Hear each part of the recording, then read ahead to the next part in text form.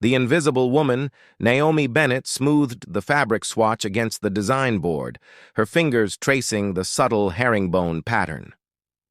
The living room redesign was coming together beautifully in her mind. Warm earth tones complemented by splashes of teal with clean lines that would transform the outdated space into something both elegant and inviting. "Still playing with your little swatches?" Harrison's voice cut through her concentration, carrying that familiar note of condescension that had become more pronounced over their 8 years of marriage. "It's not playing, Harrison. The Wilsons want their entire downstairs redone, and I'm finalizing the concept." Naomi tucked a strand of chestnut hair behind her ear, trying to maintain her focus. Harrison loosened his silk tie, setting his briefcase on the kitchen counter. "The Wilsons? You mean Carol from your book club? Honey, these little favors you do for friends barely cover the cost of materials. It's a hobby, not a career." The words stung, as they always did. Naomi had graduated top of her class from design school before meeting Harrison, but her dreams had gradually been overshadowed by his rising career at Preston and Mitchell Law. What had started as waiting for the right opportunity had somehow morphed into Harrison's wife who does some decorating on the side. "The check they wrote me says otherwise," she replied quietly, though inside she wondered if he was right. Was she just playing at being a designer while Harrison actually built something meaningful? Later that evening, Naomi stood in the bathroom examining her reflection. At 34, she still had the same warm brown eyes and heart-shaped face that had caught Harrison's attention at a mutual friend's dinner party years ago. But something had changed. A dimming of the light, perhaps, or a softening of her edges. She had become comfortable in the background of their life together. "We need to make an impression tonight," Harrison called from the bedroom. "The firm's senior partners will all be there, and Vanessa says Thomas is bringing his wife back from London specifically for this dinner." Vanessa Pierce had joined the firm 3 years ago, and Harrison spoke of her with increasing frequency. Her courtroom victories, her networking finesse, her designer wardrobe. Naomi had met her twice and had been struck by the woman's confidence and sharp intelligence.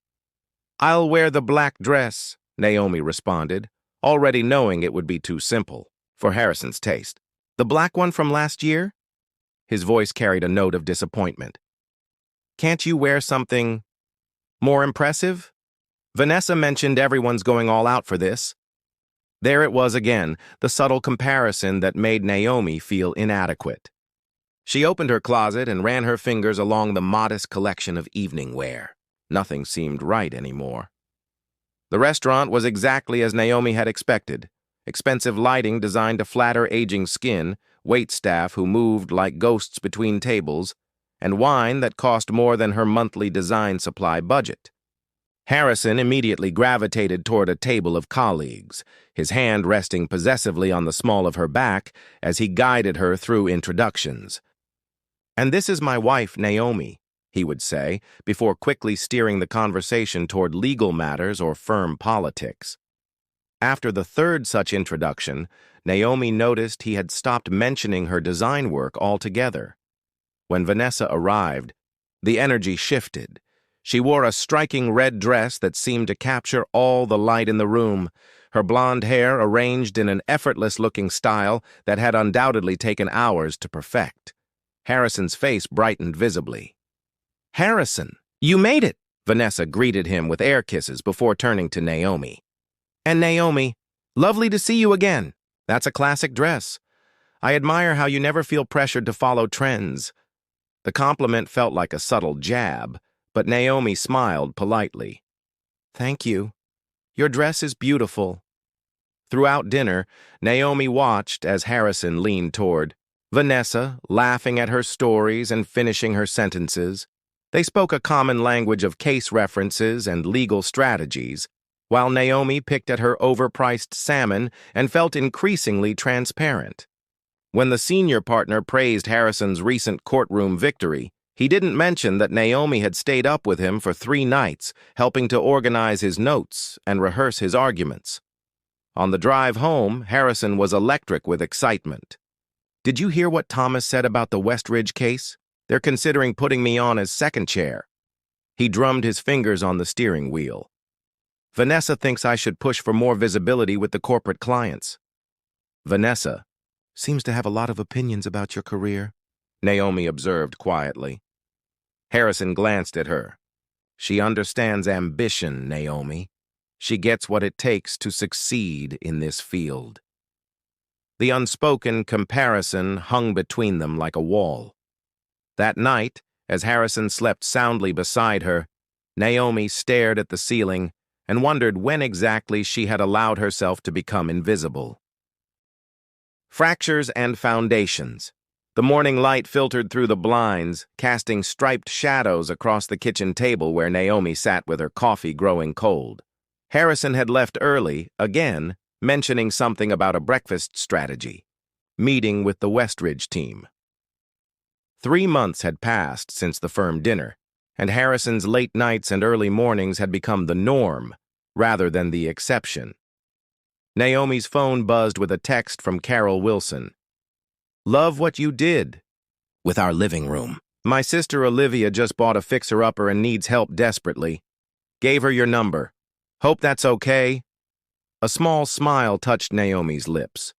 The Wilsons' project had turned out beautifully, transforming their dated colonial into a warm, contemporary space that respected the home's bones while bringing it firmly into the present. Perhaps this could be the start of something more consistent. When Olivia called that afternoon, her enthusiasm was contagious. "Carol's living room is absolutely stunning. I have this 1920s bungalow that needs someone who understands how to honor its history while making it livable. Would you be willing to at least come take a look?" The bungalow was in Riverside, a neighborhood undergoing revitalization, with original craftsman homes being rescued from decades of neglect. As Olivia led her through the dusty rooms with their hidden pocket doors and built-in cabinets, Naomi felt a familiar spark, the one that had led her to design school in the first place. The previous owners covered up most of the original woodwork, with drywall in the 70s, Olivia explained, tapping on a suspiciously thick wall. "I'm hoping it can be salvaged." "It absolutely can," Naomi replied, already visualizing the space transformed. These homes were built by craftsmen who took immense pride in their work. That doesn't just disappear under some drywall. By the time she left, Naomi had a signed contract for a full home restoration design, her first legitimate client beyond friends and family referrals. The advance check felt substantial in her hand, a tangible acknowledgement of her skills. She stopped at the bank on her way home and opened a separate business account, something she'd always meant to do but had never quite justified. "Naomi Bennett Designs," she told the bank officer, the name feeling both foreign and perfectly right on her tongue. Harrison didn't come home that night until after 10. Naomi was at the dining table, sketches and material samples spread before her, when she heard his key in the lock. "Working late?" he asked, loosening his tie and pouring himself a whiskey. "New client. Full house restoration in Riverside." She couldn't keep the excitement from her voice. "It's a beautiful craftsman bungalow that needs someone who understands historical integrity while—" "Riverside?" Harrison interrupted, frowning. "Isn't that still pretty rough?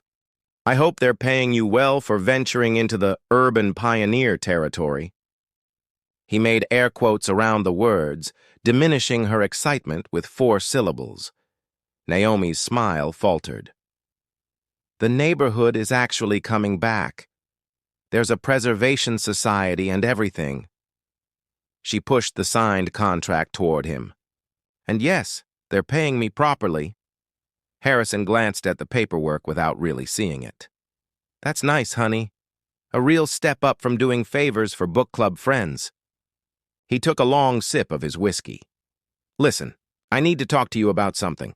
The firm is sending me to Chicago next weekend for a deposition. Vanessa's coming too since she's familiar with the corporate structure involved." Naomi felt a chill settle in her stomach. "Both of you? For the whole weekend?" "It's work, Naomi." His tone suggested she was being unreasonable. "We'll be prepping witnesses most of the time." 3 weeks later, Naomi stood in Olivia's partially renovated living room, directing the removal of drywall to reveal the original built-in bookshelves. Each exposed piece of quarter-sawn oak felt like a personal victory. Her phone buzzed repeatedly in her pocket, but she ignored it, focused on the careful extraction of a hidden window seat. It wasn't until lunch break that she checked her messages. 6 missed calls from Harrison and a text that simply read, "We need to talk. Be home by 6. The pit in her stomach told her what was coming before she even pulled into their driveway. Harrison's car was there, unusual for a Tuesday afternoon. Inside, she found him sitting at the kitchen island, a tumbler of whiskey in hand despite the early hour. "I didn't think you'd be home until later," Naomi said, setting down her portfolio. Harrison looked up, his expression a mix of guilt and resolution. "I took the afternoon off. We need to have an honest conversation." The words that followed came as no surprise, yet they still cut deeply. The connection with Vanessa that had started professionally but had evolved, the realization that he wanted different things in life, the certainty that Naomi deserved someone who appreciated her simple approach to life. "Simple?" Naomi repeated, the word landing like a slap. "Is that how you see me? Simple?" Harrison had the decency to look uncomfortable. "I didn't mean it as an insult. You're content, with small projects and local clients and quiet evenings at home. There's nothing wrong with that. It's not enough for me anymore." 2 days later, Naomi sat across from a divorce attorney in a modest office above a coffee shop. Not Harrison's firm, of course, not even close to that level of prestige, but Angela Mendez came highly recommended by Olivia's sister, who had gone through her own divorce 3 years prior. "He's offering a fairly standard settlement," Angela explained, reviewing the paperwork Harrison's attorney had sent over. "The house would be sold, assets split. He keeps his retirement accounts since they predated the marriage, and you keep any business assets." Naomi almost laughed. "Business assets? My business consists of a half-empty sample library and a laptop." Angela looked at her thoughtfully. "Then maybe it's time to change that. From what you've told me, you have talent and training. What you need now is a plan." The plan began to take shape that very afternoon. Naomi called the real estate agent, who had sold Olivia her bungalow. "I need a small commercial space in Riverside," she explained. "Something that could serve as both a studio and a meeting space for clients." Within a week, she had found it. A former tailor's shop with large front windows, wooden floors worn smooth by decades of foot traffic, and a small apartment upstairs that would allow her to live and work in the same space while banking most of the proceeds from the house sale.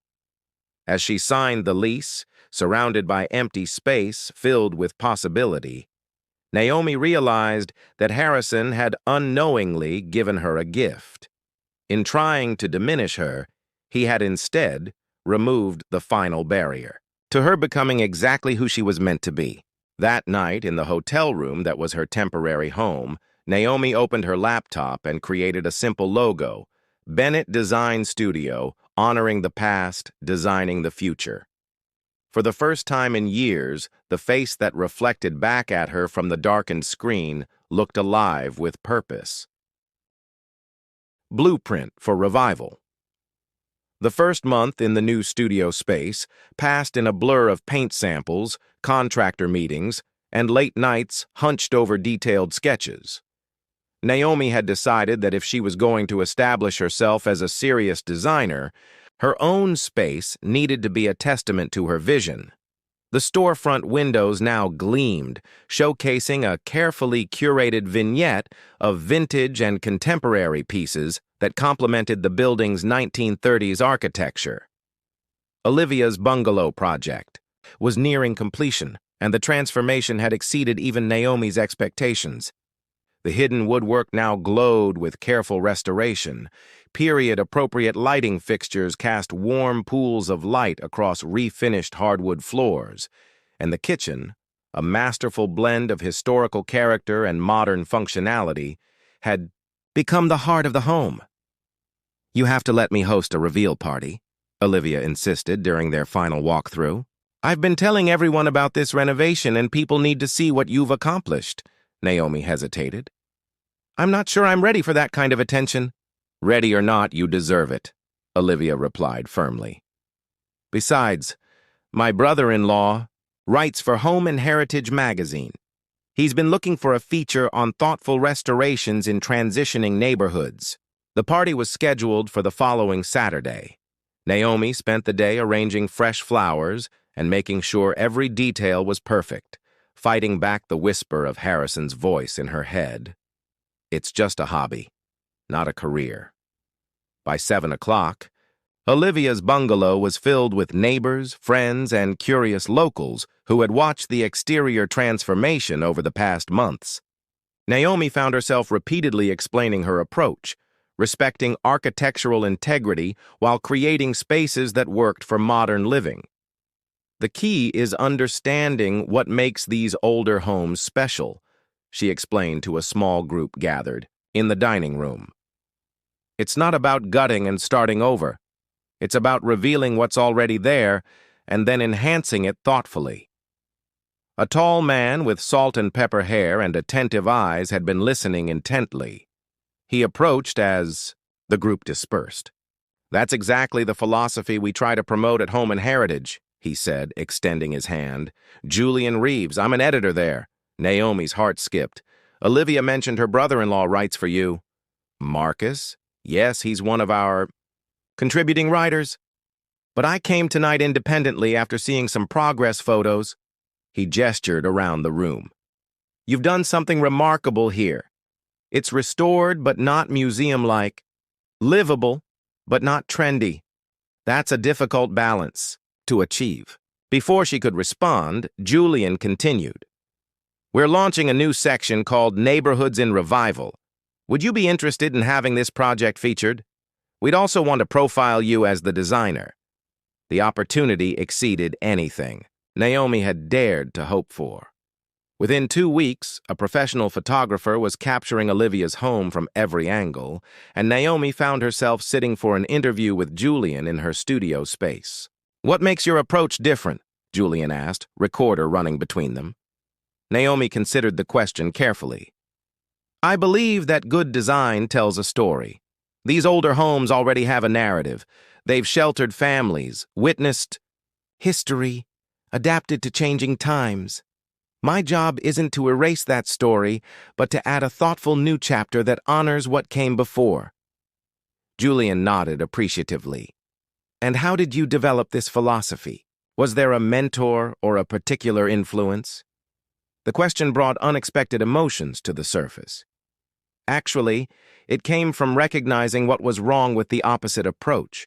For years, I watched people treat these beautiful old structures as obstacles to overcome rather than foundations to build upon. She paused, realizing she wasn't just talking about houses anymore. "I learned that true transformation doesn't require demolition. Sometimes the strongest new beginning comes from carefully uncovering what's been there all along." The Home and Heritage feature hit newsstands in early spring, featuring 6 glossy pages of Olivia's restored bungalow and a sidebar profile titled Naomi Bennett, the Restoration Whisperer.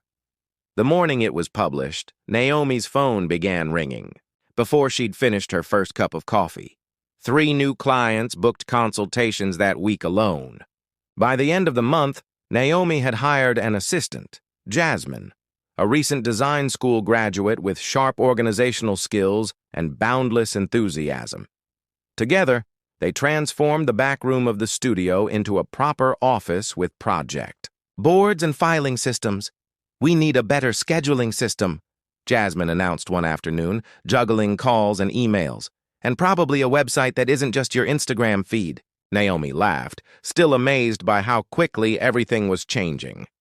"Make a list of what we need. We'll figure it out."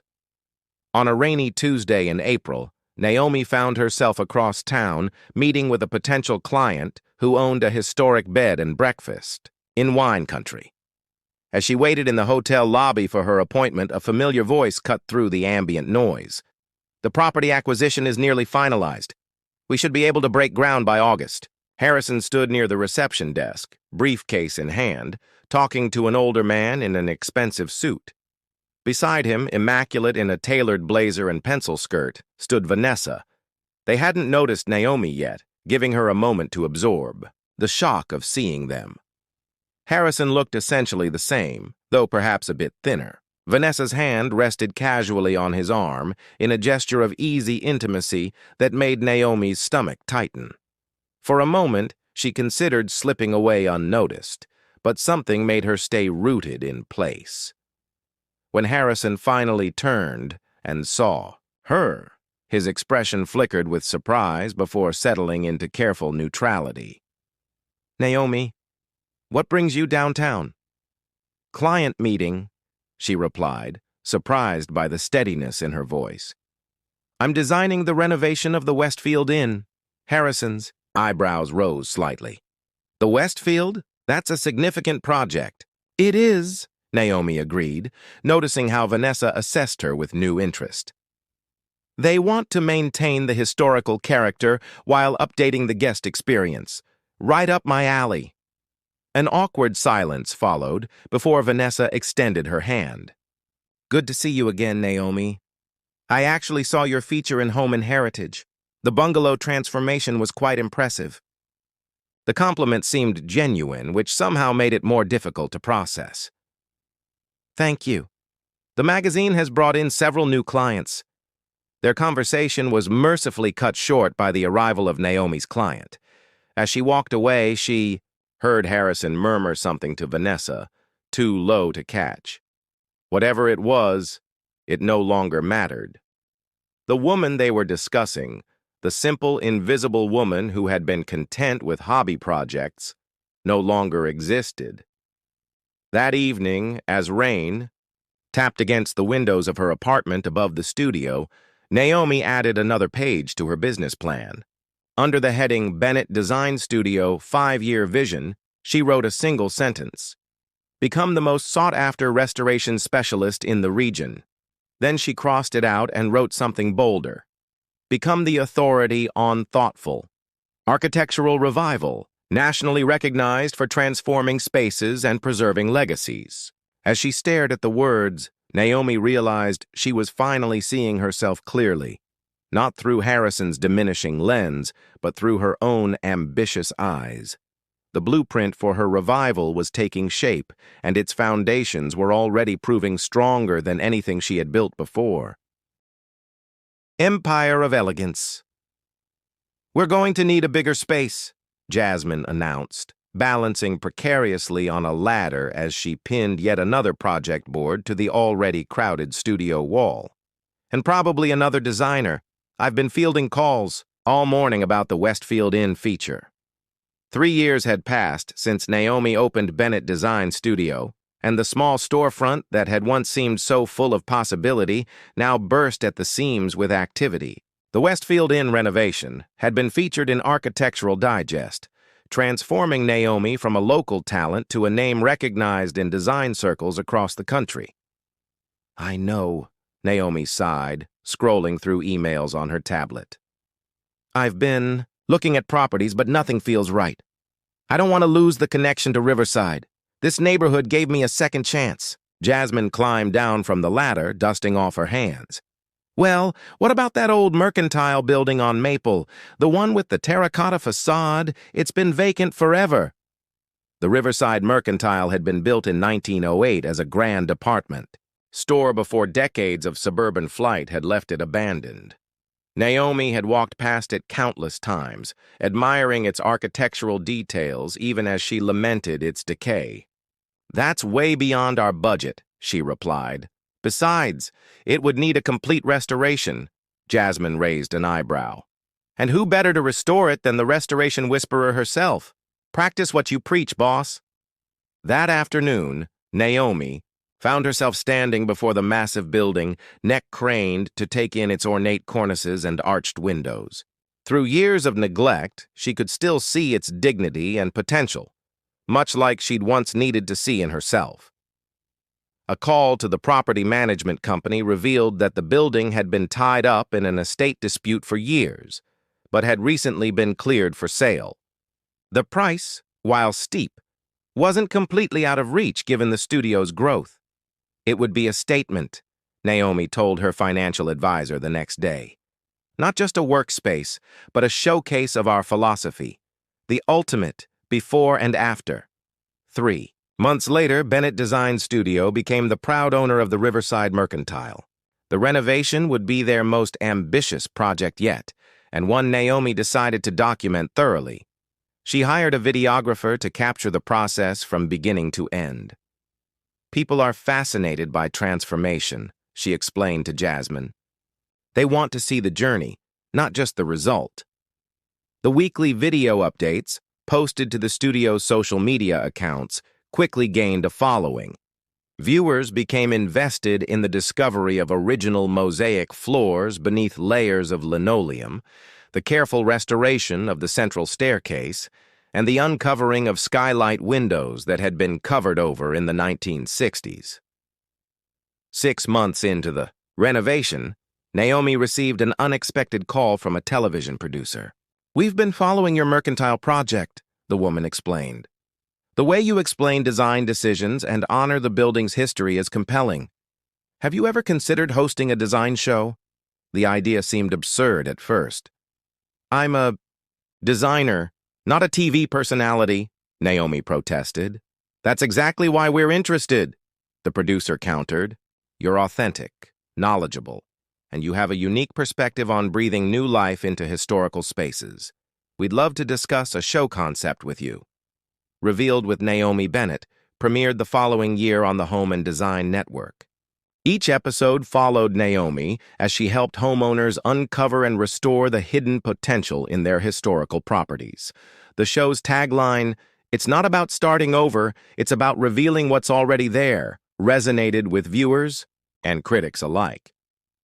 By the show's second season, Naomi found herself juggling television production schedules with an ever-growing design business. The restored Mercantile now housed a team of 12, 4 designers, 2 project managers, a social media coordinator, and various support staff. The ground floor had been transformed into a design center where clients could explore materials and see restoration techniques demonstrated. Bennett Home, a carefully curated line of furniture and fixtures inspired by various architectural periods but adapted for contemporary living, launched to immediate success. Department stores and specialty boutiques clamored to carry the collection, drawn by its unique blend of historical reverence and modern functionality. On a crisp autumn morning, 5 years after opening her first studio, Naomi stood in her office, on the top floor of the Mercantile, gazing out over Riverside. The neighborhood had undergone its own transformation, with new businesses filling once vacant storefronts and carefully restored homes lining the streets. She had been part of that revival, just as the neighborhood had been part of hers. A knock at her door interrupted her reflection. Jasmine, now the studio's creative director, entered with a tablet in hand. The network called. They want to renew for a 4th season and add a European special, historic renovations in Italy, France, and England. Naomi smiled. "That sounds incredible. Let's discuss it at the team meeting this afternoon." She turned back to the window. "Can you believe how far we've come, Jazz? Sometimes I have to pinch myself." "Speaking of pinch-worthy moments," Jasmine replied, "I forgot to mention you've been nominated for the Caldwell Prize." Naomi turned sharply. "The Caldwell? That's the most prestigious award in restoration architecture." "Precisely." Jasmine grinned. "The ceremony is next month in New York. Black tie, industry bigwigs, the whole shebang.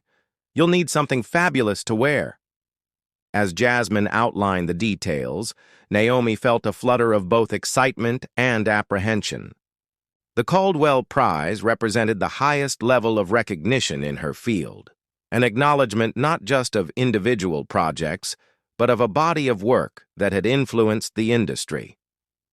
Later that evening, alone in her loft apartment above a fashionable restaurant downtown, Naomi opened her laptop and, on impulse, typed Harrison's name into the search bar. She hadn't allowed herself to do this in years, had made a point of moving forward without looking back. His law firm bio appeared at the top of the results. The photo showed him looking much as she remembered, though with more gray at his temples. Harrison Bennett, partner, Commercial Real Estate Division, the heading read. Below was a list of his credentials and notable cases. There was no mention of Vanessa in his bio, but a quick search revealed she had made partner at a different firm 2 years earlier. Whether their relationship had continued, Naomi neither knew nor cared to investigate further. What struck her most was how small this glimpse into her former life felt, like peering through a keyhole at a room she'd once inhabited but could no longer imagine calling home. The ambitions that had seemed so important to Harrison, that had made her feel so inadequate by comparison, now appeared narrow and conventional beside the world she had built for herself. Naomi closed the laptop and walked to her closet, sliding. Opened the door to reveal a carefully organized collection of clothing that reflected her evolved personal style. Structured silhouettes in rich fabrics, statement pieces mixed with classic elements. She ran her fingers along the garments, considering what one wore to accept an award that represented the culmination of a transformation. Her phone chimed with a notification from the Revealed production team. The season finale had just aired. On the West Coast, and social media was buzzing with viewer reactions. Another chime followed, a message from her publisher confirming that her book, Uncovered Finding Beauty in Forgotten Spaces, had reached the final editing stage. Naomi Bennett, designer, restoration expert, television host, author, product developer, smiled at her reflection in the closet mirror. The woman who looked back at her bore little resemblance to the invisible wife who had once feared she was too simple to be remarkable. This woman's eyes held confidence earned through challenges overcome, vision proven through risks taken, and wisdom gained through rebuilding not just spaces, but herself. The Caldwell Prize ceremony would be more than an industry event. It would be the culmination of a journey from shadows to spotlight, a journey that had revealed the masterpiece that had been there all along, waiting to be uncovered. Full circle moment. The Caldwell Prize ceremony was held at the Metropolitan Museum of Art, a fitting venue for an award celebrating the preservation of architectural heritage. As Naomi's car pulled up to the entrance, she took a steadying breath. The red carpet was lined with photographers and industry journalists, all eager to capture images of the design world's elite. "Ms. Bennett, your car is next," the event coordinator said through the open door. "Are you ready?" Naomi smoothed the silk of her gown, a custom-designed piece in deep emerald that draped elegantly from one shoulder, its color reminiscent of the restored tile work in the Mercantile's entryway. Her stylist had suggested something architectural yet fluid, and the result perfectly embodied that balance. "Ready," Naomi confirmed, accepting the coordinator's hand as she stepped from the car. The camera flashes were immediate and overwhelming. "Naomi, over here! Ms. Bennett, a quick word about your nomination. Naomi, who are you wearing tonight?" She navigated the gauntlet with practiced poise, pausing for photos and offering brief, gracious responses to questions. This part of her success, the public persona aspect, had been the most unexpected adjustment. The woman who had once been content to fade into the background at Harrison's firm dinners now commanded attention effortlessly. Inside the museum, the grand hall had been transformed for the evening. Round tables surrounded a central stage, each elegantly appointed with arrangements of architectural elements, miniature columns, tiny pediments, and scaled replicas of famous restoration projects. "Naomi Bennett, I was hoping to catch you before the crowd descends." She turned to find Julian Reeves approaching, distinguished as ever in his tuxedo. After featuring her work in Home and Heritage all those years ago, he had become both a professional ally and a trusted friend. Julian, wonderful to see you. She embraced him warmly. Are you presenting tonight? Better, he replied with a conspiratorial smile. I'm seated at your table, along with some very interesting companions. The committee always has a flair for the dramatic when it comes to seating arrangements. Before she could ask what he meant, they were interrupted by a group of young designers eager to introduce themselves to Naomi. By the time she had finished speaking with them, the chimes were signaling guests to take their seats for dinner. Naomi made her way to table 7, where Julian was already seated alongside several recognizable faces from the design world. As she approached, a server pulled out her chair, and she was settling into it when a voice from across the table froze her in place. Naomi, is that really you? Harrison stood halfway out of his seat, looking at her with undisguised astonishment. Beside him sat a silver-haired man Naomi recognized as Thomas Wellington, now the managing partner of Harrison's firm. On Harrison's other side was not Vanessa, as she might have expected, but a woman she didn't recognize, who was regarding the interaction with curious interest. Harrison, Naomi acknowledged, finding her composure. What a surprise. Julian leaned close to her ear. Wellington Development is nominated in the commercial category for their restoration of the Harmon building. Apparently your ex-husband handled all the legal work. I told you the committee had a flair for the dramatic. The coincidence was almost too perfect to be believable. After nearly 6 years without crossing paths, here they were, seated at the same table on one of the most significant nights of her professional life. Dinner proceeded with the careful politeness of people determined to maintain decorum in an awkward situation. Harrison introduced his companion as Diane Wellington, Thomas's daughter and the firm's director of marketing. He made strained small talk about mutual acquaintances and asked perfunctory questions about Naomi's television show, his tone suggesting it was a quaint hobby rather than the award-winning program it had become. Actually, Julian interjected, when Harrison referred to Revealed as a decorating show, Naomi's program has revolutionized the way mainstream audiences understand architectural preservation. It's been credited with inspiring a 40% increase in restoration permits in featured communities. Harrison looked taken aback. That's impressive. I had no idea it was so influential. There's a lot you probably don't know about Naomi's work, Julian continued pleasantly. Her furniture line is carried in over 300 stores nationwide. Her book comes out next month, and the Bennett Design Studio employs 27 people across 3 offices. Naomi touched Julian's arm gently. It's all right, Jules.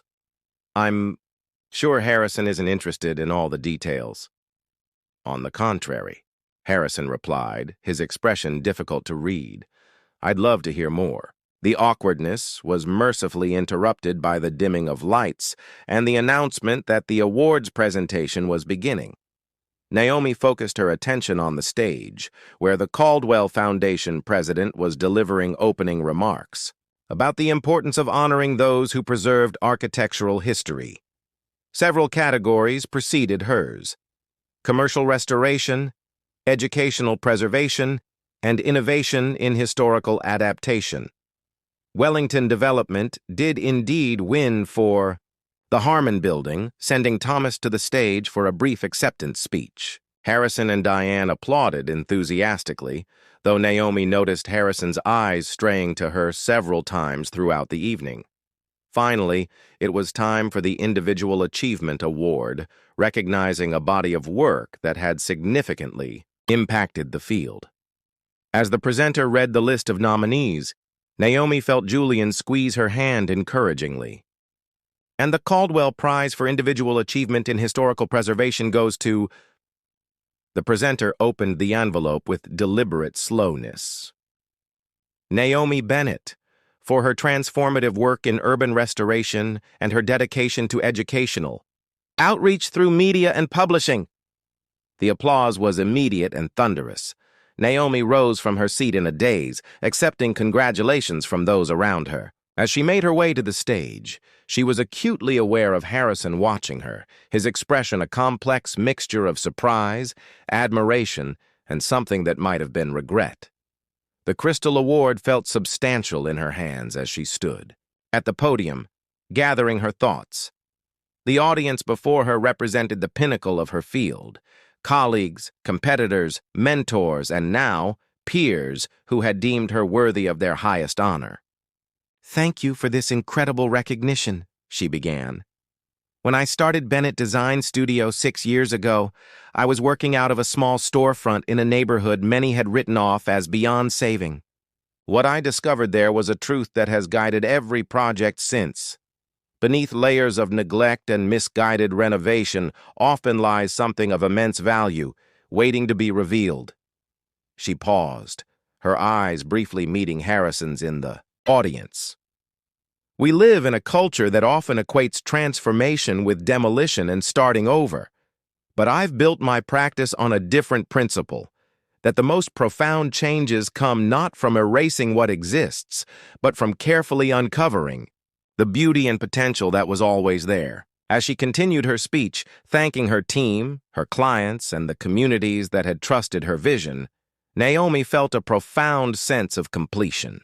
The journey from the woman who had once doubted her own worth to the industry leader standing on this stage had not been easy or straightforward, but every challenge, every dismissal, every moment of reinvention had led her here.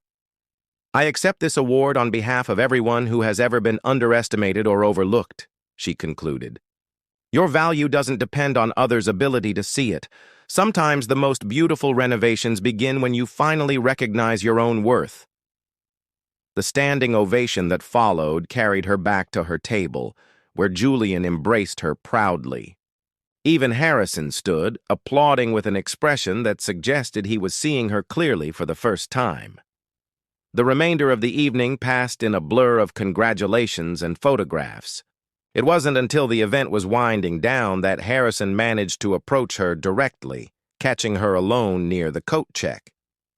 "Naomi," he began, his usual confidence noticeably absent. "I wanted to say congratulations. What you've accomplished is remarkable." "Thank you, Harrison." She met his gaze steadily. "I've been following your career for a while now, actually," he admitted. "I saw you on the cover of Business and Design last year. And Diane is a huge fan of your show. She's the one who pointed out who you were when the nominations were announced." Naomi raised an eyebrow. "And yet you seemed surprised to see me tonight." "Not surprised by your success," he clarified hastily. "Surprised by how completely you've transformed. You're not the same person I knew." "I am exactly the same person," Naomi corrected him gently. "I just wasn't seen properly before." Harrison looked down at his shoes, expensive Italian leather that suddenly seemed insignificant compared to the weight of the moment. "I didn't see you," he acknowledged quietly. "I was so focused on what I thought success should look like that I missed what was right in front of me." "And Vanessa?" Naomi asked, not out of jealousy but simple curiosity. "Did she see you?" A rueful smile crossed Harrison's face. "Vanessa saw an opportunity. We lasted about 18 months before she took a better offer at Wellington's rival firm. Apparently I was a stepping stone, not a destination." Naomi might once have felt vindicated by this information, but now she felt only a distant sympathy. "I'm sorry to hear that." "Don't be," Harrison replied. "It was a valuable lesson, one of many I've learned since we parted ways." He hesitated, then continued with uncharacteristic humility. "You know, when we were married, I thought I was the ambitious one. I never imagined you would build all this." He gestured vaguely, encompassing not just her award, but everything it represented. "Neither did I," Naomi admitted. "But that's the thing about renovation, Harrison. You never know what you might discover once you start removing the layers that don't belong."